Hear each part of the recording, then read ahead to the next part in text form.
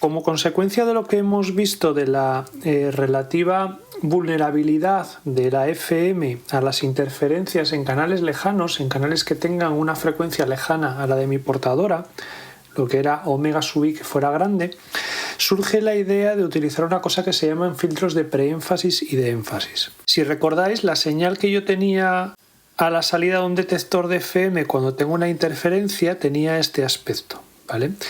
Y también tengamos en mente que la señal ideal lo que tendría que tener sería nada, sería cero.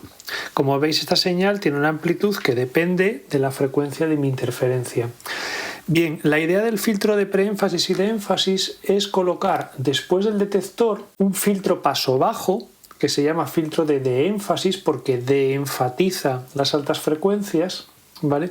Que reduzca la amplitud de aquellas señales que estén a frecuencias, digamos, lejanas a donde está mi portadora. Eso tiene una pega, que es que si yo lo que hago es la salida de mi detector, la filtro paso abajo, en principio la señal que yo voy a tener después del filtro va a ser una señal filtrada paso abajo y que va a sonar distinta, no va a sonar, no se va a poder oír como la original.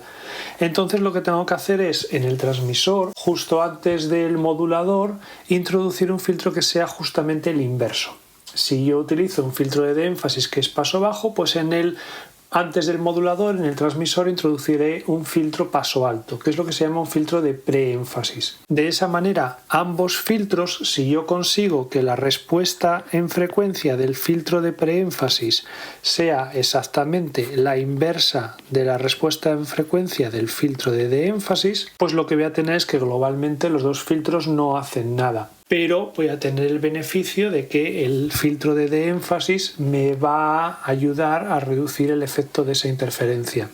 Pensad que el filtro de preénfasis, aunque amplifique las frecuencias altas, aunque sea un filtro que es paso alto, en el momento en el que se aplica, que es todavía en el transmisor, en ese momento todavía no hay interferencia, es decir, en ese momento no pasa nada porque yo haga cualquier cosa a la señal porque no hay interferencia. Donde tengo el problema es en este punto, es cuando tenga después del detector ya me haya llegado la interferencia, entonces lo que quiero es anularla. Esos filtros de los que estoy hablando, los de preénfasis y de énfasis, podrían ser, por ejemplo, los que veis aquí en la figura. Suelen ser filtros de este estilo. Un filtro de énfasis que es paso bajo, es un filtro con esta forma, que lo que hace es no tocar las bajas frecuencias e ir atenuando cada vez más las altas frecuencias. Y un filtro de preénfasis que lo que hace es, pues justamente lo contrario. Lo que hace es ir dejando pasar a amplificar las altas frecuencias y dejar tal cual las bajas frecuencias para compensar el uno respecto al otro. Si están bien diseñados, como veis aquí, pues en principio se cumpliría esta condición y uno después del otro pues no hacen nada, con lo cual consigo el efecto de reducir la interferencia pero no altero la forma de la señal que me transmiten. Este parámetro que tenéis aquí, que pone B sub DE, es la frecuencia de corte de estos filtros, ¿vale? Es la frecuencia de corte de los filtros de preénfasis y de énfasis. Es la misma en los dos porque se tiene que cumplir, como decimos, esta condición. Y por último, en esta figura de abajo, lo que tenéis es una comparación entre qué pasaría con la amplitud de la interferencia si utilizo y si no utilizo de énfasis. Aquí lo que veis es, en función de la frecuencia de la interferencia, de omega sub i, en este caso f sub i, lo que veis es la amplitud de la interferencia que tengo a la salida de mi detector.